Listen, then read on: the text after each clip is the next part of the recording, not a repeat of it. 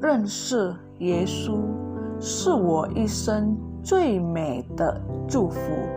我要称颂耶和华，称颂他的圣名。Mengenal Yesus adalah berkat terindah seumur hidupku. Aku mau memuji Tuhan, memuji namanya yang kudus. Shalom jemaat yang dikasihi Tuhan. Mari saat ini kita mempersiapkan hati kita. Kita mau datang di hadapan Tuhan untuk memuji Dia, untuk menyembah Dia. Dan kita juga mau bersyukur kepada Tuhan yang sudah memberikan kita kesempatan untuk hidup. Kita mau datang di hadapan Tuhan untuk bersyukur karena Dia juga yang sudah menebus kita atas segala dosa-dosa kita. Sehingga kita beroleh kemenangan dan hidup yang kekal. Mari kita angkat pujian kita yang berkata, sebab Kau besar.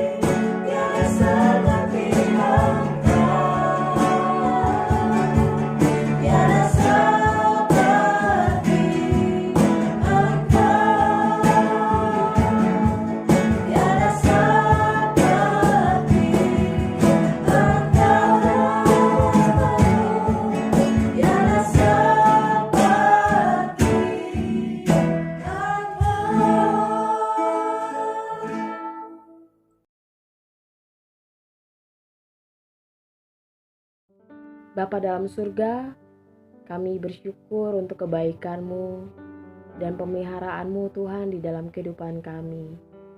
Engkau yang sudah memelihara kami dan sudah memberikan anugerah-Mu Tuhan yang begitu besarnya sehingga kami boleh ada sampai saat ini Tuhan. Terima kasih untuk kesempatan yang Tuhan berikan bagi kami sehingga kami boleh datang di hadapan-Mu untuk memuji, menyembah Engkau Tuhan. Dan biarlah setiap doa-doa kami dan biarlah setiap pujian penyembahan kami itu pun berkenan di hadapan-Mu ya Bapa. Dan kami bersyukur Tuhan, Kau yang sudah menebus kami atas setiap dosa-dosa kami Tuhan. Kami bersyukur Tuhan, hari ini kami boleh datang di hadapan-Mu untuk merayakan kemenangan yang Tuhan sudah berikan bagi setiap kami. Biarlah kami boleh datang dengan rasa penuh ucapan syukur, dengan penuh sukacita untuk memuji dan menyembah Tuhan. Terima kasih Bapa, biarlah Tuhan yang memberkati ibadah kami, dimanapun kami berada, Tuhan yang terus menjaga dan melindungi dan menaungi kami semua ya Tuhan. Terima kasih, hanya di dalam nama Tuhan Yesus kami berdoa dan mengucap syukur. Haleluya, amin. Tuhan yang sudah begitu baik bagi kita semua, Dia yang telah mati bagi kita, dan juga Dia yang sudah bangkit bagi kita semua, sehingga kita boleh merayakan kemenangan kita. Saat ini kita mengangkat pujian kita yang berikutnya. Kita katakan, ku menang, ku menang.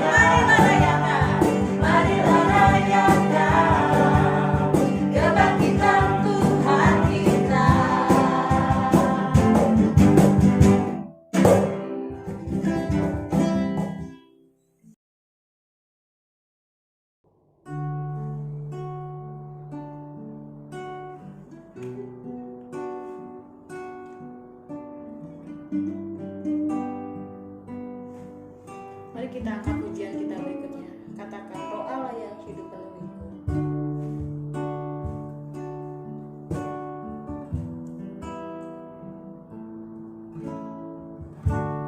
Roh Allah yang hidup penuhiku.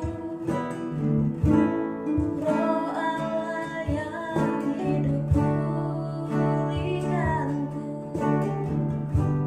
Turunlah urapan ke atasku, membangkitkan kuasa-Mu. Roh Allah yang hidup penuhiku. Roh Allah yang hidup pulihkanku.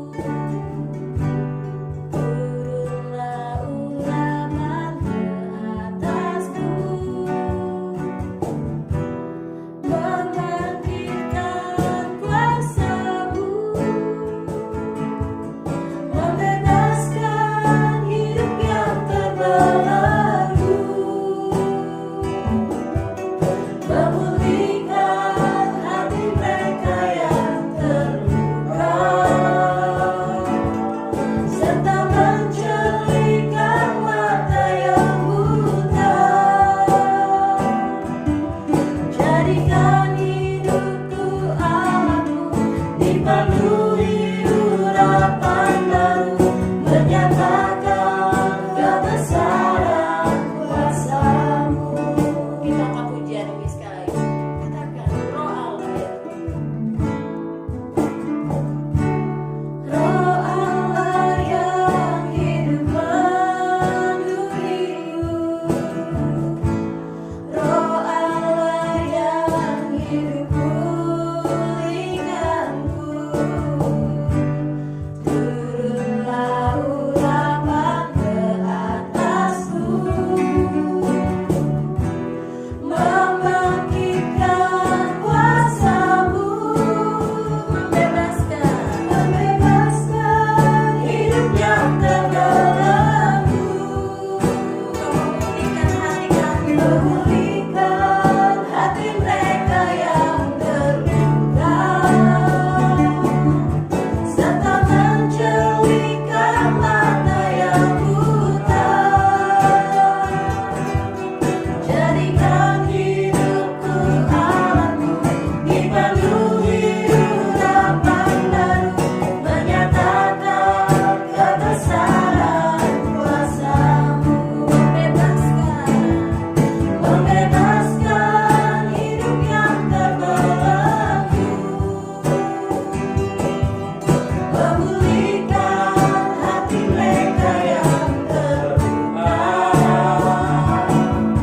serta menjelikan mata yang buta. Jadikan hidupku Allahku dipenuhi urapan baru, menyatakan kebesaran kuasa. Jadikan hidupku Allahku, jadikan hidupku Allahku dipenuhi urapan baru, menyatakan kebesaran kuasa-Nya. Menyatakan kebesaran kuasa. Sekali lagi bilang, menyatakan kebesaran kuasa-Mu. Jemaat yang dikasihi Tuhan, tiba saatnya kita akan merenungkan kebenaran firman Tuhan. Namun sebelumnya kita menyatukan hati kita masuk di dalam doa. Bapa kami yang bertata di dalam kerajaan surga, sungguh kami bersyukur Tuhan, karena kami masih boleh merayakan Paskah walaupun masih di rumah. Tapi kami percaya bahwa Engkau hadir di tempat ini, dan kami telah memuji, mengagungkan nama-Mu Tuhan, karena hanya Engkau lah yang layak ditinggikan dan diagungkan. Dan saat ini Tuhan, kami sama-sama rindu mendengar kebenaran firman-Mu. Tolong setiap kami, ketika kami merenungkan firman-Mu, hati dan pikiran kami fokus untuk mendengarkan. Biarlah kami Tuhan memperoleh berkat dari kebenaran firman-Mu. Urapi kami semua Tuhan, berbicaralah sehingga kami sungguh dikuatkan oleh kebenaran firman-Mu. Hanya dalam nama Tuhan Yesus, Juru Selamat kami hidup, kami sudah berdoa. Amin. Shalom. Selamat Paskah bagi kita semua. Beberapa minggu ini di kalangan Kristen membicarakan, apakah kita dapat merayakan Paskah bersama-sama di gereja? Dengan situasi yang ada, pada akhirnya kita harus menerima kenyataan bahwa perayaan Paskah dilakukan di rumah. Hari ini menjadi momen bersejarah dalam kehidupan kita. Karena untuk pertama kali kita merayakan Paskah dengan beribadah di rumah masing-masing. Meskipun demikian, kita meyakini bahwa Allah hadir dimanapun, tidak terbatas oleh ruang dan waktu. Kebangkitan Yesus meniadakan batasan, sehingga setiap orang percaya dapat dengan leluasa beribadah kepadanya. Tentunya perayaan Paskah tahun ini menjadi berbeda, namun tidak mengurangi rasa syukur kita atas kasih Allah yang besar kepada kita. Kebangkitan Yesus merupakan peristiwa yang telah terjadi, bukan sekadar cerita ataupun dongeng. Fakta sejarah dan tentunya kitab suci mencatat peristiwa ini. Salah satunya dalam Injil Lukas pasal yang ke-24 ayat yang pertama sampai ke-7. Demikian firman Tuhan, tetapi pagi-pagi benar pada hari pertama minggu itu, mereka pergi ke kubur membawa rempah-rempah yang telah disediakan mereka. Mereka mendapati batu sudah terguling dari kubur itu. Dan setelah masuk, mereka tidak menemukan mayat Tuhan Yesus. Sementara mereka berdiri temangu-mangu karena hal itu, tiba-tiba ada 2 orang berdiri dekat mereka, memakai pakaian yang berkilau-kilauan. Mereka sangat ketakutan, menundukkan kepala, tetapi kedua orang itu berkata kepada mereka, "Mengapa kamu mencari Dia yang hidup di antara orang mati? Ia tidak ada di sini, Ia telah bangkit. Ingatlah apa yang dikatakannya kepada kamu ketika Ia masih di Galilea, yaitu bahwa Anak Manusia harus diserahkan ke tangan orang-orang berdosa dan disalibkan, dan akan bangkit pada hari yang ketiga." Jemaat yang dikasihi Tuhan, peristiwa kebangkitan Yesus sebenarnya telah diungkapkan Yesus beberapa kali kepada murid-muridnya. Namun kita melihat para pengikutnya tidak menyadari, bahkan mereka terkejut ketika melihat atau mengetahui kubur Yesus terbuka. Malaikat yang menemui Maria dan Magdalena dan perempuan lainnya memberitahukan dalam ayat 5b-7, "Mengapa kamu mencari Dia yang hidup di antara orang mati? Ia tidak ada di sini, Ia telah bangkit. Ingatlah apa yang dikatakannya kepada kamu ketika Ia masih di Galilea, yaitu bahwa Anak Manusia harus diserahkan ke tangan orang-orang berdosa dan disalibkan, dan akan bangkit pada hari yang ketiga." Banyak hal yang menggoyahkan kekristenan dengan menyodorkan beribu fakta tentang Kristus yang tidak bangkit, seperti buku The Da Vinci Code sampai buku-buku seperti Injil Thomas dan lainnya. Kristus dihujat dan dinyatakan tidak bangkit dengan argumen bahwa bukan Yesus yang bangkit, tapi orang lain. Dari sisi keagamaan, di Indonesia dengan sengaja tidak mencantumkan hari Paskah di kalender Indonesia. Di Indonesia dicantumkan Jumat Agung, tapi Paskahnya. Tapi kita tahu bahwa hari yang ketiga itulah hari Paskah, dan itu dirayakan kita bersama-sama. Meski demikian, kita berpegang pada kebenaran bahwa Tuhan Yesus telah mati untuk menyelamatkan manusia. Namun pada hari yang ketiga, Ia bangkit. Kebangkitan Yesus menyatakan bahwa Ia adalah Allah yang hidup. Jika kita memiliki Allah yang mati, tentulah sia-sia kita mempercayainya. Paulus dalam 1 Korintus 15 ayat 14 dan 17. Demikian firman Tuhan. "Tetapi andai kata Kristus tidak dibangkitkan, maka sia-sialah pemberitaan kami dan sia-sialah juga kepercayaan kamu. Dan jika Kristus tidak dibangkitkan, maka sia-sialah kepercayaan kamu dan kamu masih hidup dalam dosamu. Dengan kata lain, Paulus mengingatkan bahwa kita memiliki Kristus yang bangkit, sehingga kita tidak sia-sia untuk percaya kepada Dia. Kita selama ini memuji, menyembahnya, karena kita tahu kita memiliki Allah yang hidup. Dalam situasi menghadapi COVID-19 ini, banyak orang yang menjadi putus asa, sehingga harapannya sirna. Rasul Petrus mengingatkan tentang adanya pengharapan akan kebangkitan Yesus. Karena kebangkitan Yesus membawa pengharapan. 1 Petrus 1 ayat yang ke-3 hingga ke-9. Saya akan bacakan bagi kita. Terpujilah Allah dan Bapa Tuhan kita Yesus Kristus, yang karena rahmat-Nya yang besar telah melahirkan kita kembali oleh kebangkitan Yesus Kristus dari antara orang mati kepada suatu hidup yang penuh pengharapan, untuk menerima suatu bagian yang tidak dapat binasa, yang tidak dapat cemar, dan yang tidak dapat layu, yang tersimpan di surga bagi kamu, yaitu kamu yang dipelihara dalam kekuatan Allah karena imanmu, sementara kamu menantikan keselamatan yang telah tersedia untuk dinyatakan pada zaman akhir. Bergembiralah akan hal itu, sekalipun sekarang ini kamu seketika harus berduka cita oleh berbagai-bagai pencobaan. Maksud semuanya itu ialah untuk membuktikan kemurnian imanmu, yang jauh lebih tinggi nilainya daripada emas yang fana, yang diuji kemurniannya dengan api, sehingga kamu peroleh puji-pujian dan kemuliaan dan kehormatan pada hari Yesus Kristus menyatakan dirinya. Sekalipun kamu belum pernah melihat Dia, namun kamu mengasihinya. Kamu percaya kepada Dia, sekalipun kamu sekarang tidak melihatnya. Kamu bergembira karena sukacita yang mulia dan yang tidak terkatakan, karena kamu telah mencapai tujuan imanmu, yaitu keselamatan jiwamu. Rasul Petrus mengingatkan, terpujilah Allah dan Bapa Tuhan kita Yesus Kristus, yang karena rahmat yang besar telah melahirkan kita kembali oleh kebangkitan Yesus Kristus dari antara mati kepada suatu hidup yang penuh pengharapan. Kebangkitan Yesus memberikan kita pengharapan. Ini menegaskan bahwa kebangkitan Yesus memberi perubahan besar, seperti seorang yang lahir kembali dan menikmati sesuatu yang baru kepada hidup yang penuh pengharapan. Hanya Yesus yang telah bangkit dan hidup, yang dapat memberikan pengharapan bagi seluruh manusia.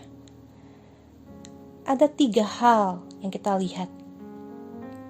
Pengharapan yang apa yang akan kita terima. Yang pertama, menerima jaminan kepastian hidup yang kekal. Menerima jaminan kepastian hidup kekal. Dalam dunia ini semua tidak ada yang pasti. Bahkan sehebat, sepintar, atau sekaya apapun seseorang tidak dapat menjamin hidupnya akan bahagia.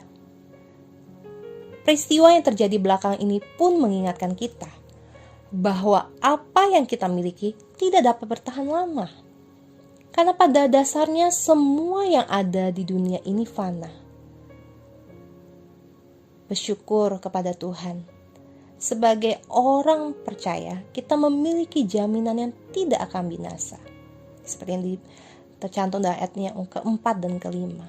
Untuk menerima suatu bagian yang tidak dapat binasa, yang tidak dapat cemar, dan yang tidak dapat layu, yang tersimpan di surga bagi kamu, yaitu kamu yang dipelihara dalam kekuatan Allah, karena imanmu sementara kamu menantikan keselamatan yang telah tersedia untuk dinyatakan pada zaman akhir. Kita datang ke dunia tidak membawa apa-apa. Demikian kelak kita kembali ke rumah Bapa. Banyak orang mengupayakan untuk selamat dengan berbuat baik atau berbagai cara agar bisa masuk surga. Bersyukur di dalam Yesus kita menerima jaminan bahwa setiap yang percaya akan diselamatkan dan peroleh hidup yang kekal. Kita menjadi ahli waris surgawi. Jika yang bersifat kekal saja Tuhan berikan, apalagi selama di dunia, pasti Tuhan sediakan dan rancangkan yang terbaik. Itu yang pertama, menerima jaminan kepastian hidup kekal. Yang kedua, menerima sukacita. Dalam situasi demikian, orang bisa bertanya, mana mungkin kita bisa bersukacita? Tetapi di dalam Kristus kita diberikan sukacita sehingga kita katakan, saya tetap bisa bersukacita dalam segala situasi. Karena sukacita yang kita miliki bukan dari diri kita atau lingkungan, tetapi dari Yesus Sang Pemberi hidup dan sumber sukacita kita. Pencobaan atau ujian pasti akan kita alami dalam hidup, seperti yang kita alami saat ini. Di dalam ayat ke-6 tadi dikatakan, bergembira akan hal itu. Sekalipun sekarang ini kamu seketika harus berduka cita oleh berbagai-bagai pencobaan. Secara manusia kita pasti bisa bersedih. Tapi ingat, ketika sukacita yang daripada surga itu yang akan memberikan kita kekuatan, kemampuan untuk menghadapi berbagai-bagai pencobaan. Memang bukan perkara yang mudah, tetapi ingat, hati yang gembira adalah obat. Dunia pun mengakui, ketika kita dalam perasaan bergembira, akan mempengaruhi imun tubuh kita juga. Beberapa waktu yang lalu, saya menonton tayangan berita.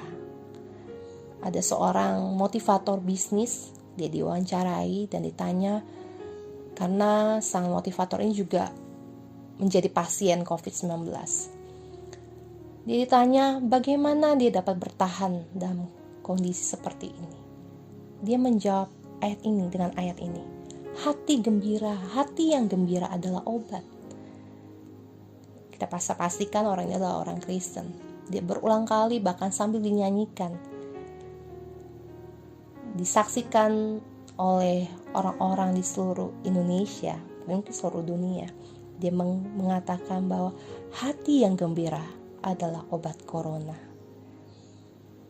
Ya, dia pun merasakan sendiri bagaimana ketika dia bergembira, dia memperoleh kekuatan sehingga dia tetap bisa menghadapi hidup ini dengan kondisi yang mungkin tidak mudah. Ingatlah Bapak Ibu, pencobaan-pencobaan yang kita alami tidak akan melampaui kekuatan kita. Karena itu, apapun masalahmu, jalani dengan sukacita, dengan pengharapan bahwa pertolongan Tuhan tidak pernah terlambat. Yang pertama, menerima jaminan kepastian hidup yang kekal.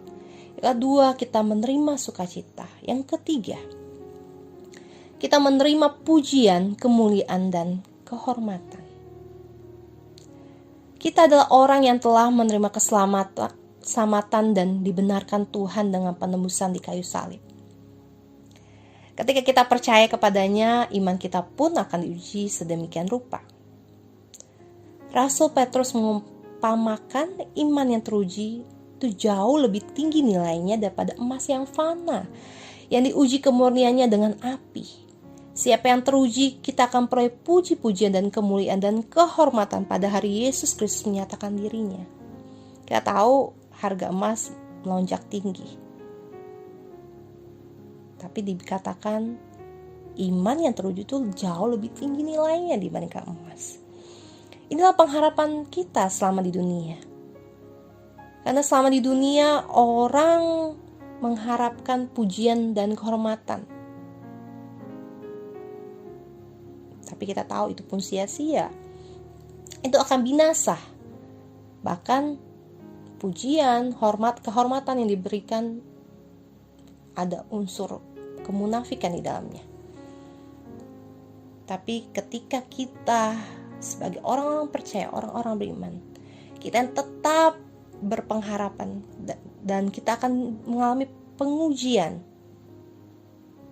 Siapa yang bertahan? Siapa yang teruji?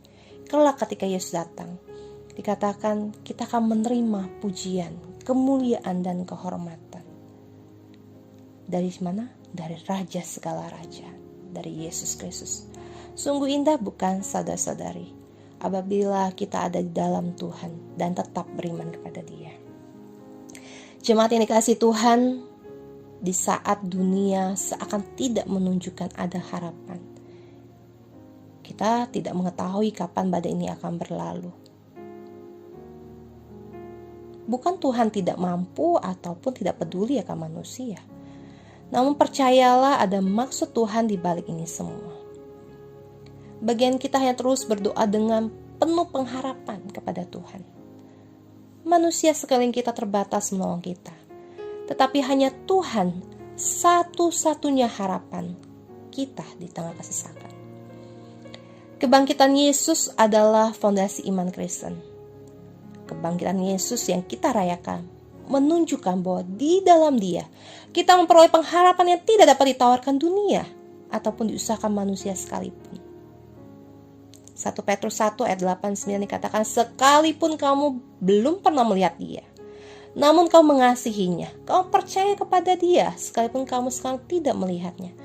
Kamu bergembira karena sukacita yang mulia dan yang tidak terkatakan, karena kamu telah mencapai tujuan imanmu, yaitu keselamatan jiwamu.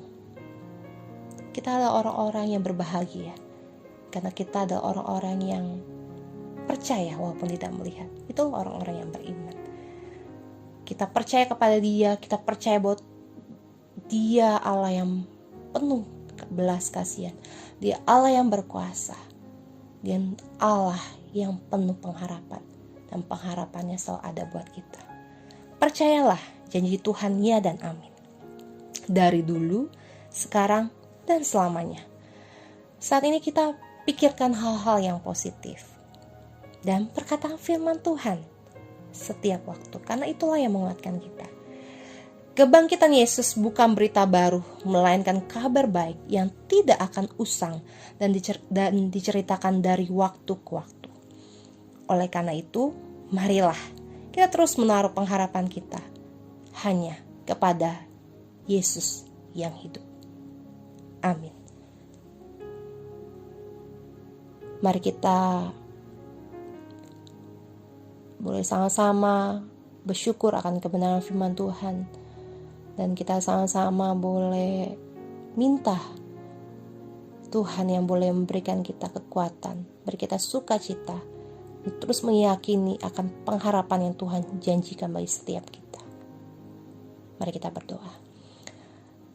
Bapa, kami bersyukur bahwa kebangkitan Yesus Kristus memberikan pengharapan bagi setiap kami, bagi seluruh umat manusia di tengah dunia yang tidak menunjukkan adanya harapan, tapi Engkau memberikan kami harapan. Karena itu Tuhan, tolong setiap kami, mampukan setiap kami Tuhan untuk boleh terus mengalami Tuhan di dalam kehidupan kami. Kami boleh merasakan Tuhan, bagaimana Tuhan bekerja di dalam kehidupan kami. Kami tidak mampu Tuhan, tapi kami percaya Tuhan, Engkau selalu hadir, menguatkan dan memampukan setiap kami. Kami juga teringat Tuhan untuk permasalahan yang dihadapi dunia saat ini. Biarlah Tuhan berita kematian, kebangkitan Yesus, bahwa Allah yang hidup itu sanggup melepaskan kami dan memberikan pengharapan bagi setiap kami. Itu boleh dialami oleh orang-orang luar sana. Dunia membutuhkan Kristus. Biarlah Tuhan, sesuai waktu-Mu Tuhan, Kau akan meredahkan, melenyapkan virus-virus yang ada Tuhan. Tuhan, tolong pemerintah, tolong para medis, tolong setiap mereka yang berkontribusi, Tuhan mampukan, berikan kekuatan bagi mereka. Ingat para pasien, para anggota keluarga yang ditinggalkan, juga Tuhan tolong mereka. Biarlah kami saat ini sebagai orang-orang percaya bersatu hati, menaruh pengharapan kami hanya kepada Engkau. Dan kami percaya Tuhan, Engkau akan memberi yang terbaik tepat pada waktu-Mu, karena pertolongan-Mu tidak pernah terlambat.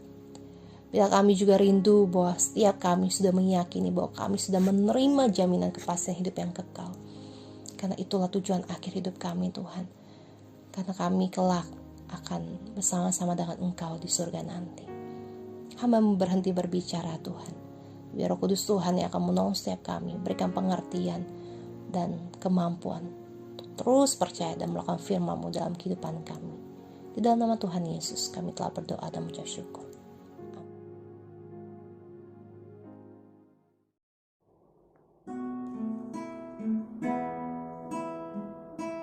Mari kita mengangkat pujian kita yang berkata, Kau tetap Allah.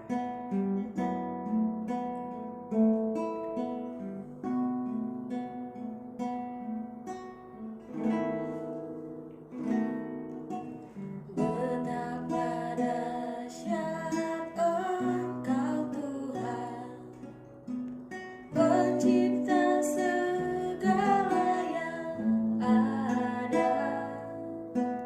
Dulu, sekarang, sampai selamanya, hanya Engkau Tuhan. Tak terselami pikiran-Mu, tak terukur panjang setia-Mu. Dulu, sekarang, sampai selamanya, hanya Engkau Tuhan. Ku sembah Engkau Yesus, hanya Engkau Allah di hidupku. Tiada yang lain, hanya Kau, hanya Engkau Tuhan. Selamanya Kau tetap Allah, walau dunia semua bergoncang, tak tergoyahkan Kau tetap Allah. Katakan bersama, sembah Engkau Yesus, hanya Engkau Allah di hidupku. Tiada yang lain, hanya Kau, hanya Engkau Tuhan. Selamanya Kau tetap Allah, walau dunia semua bergoncang,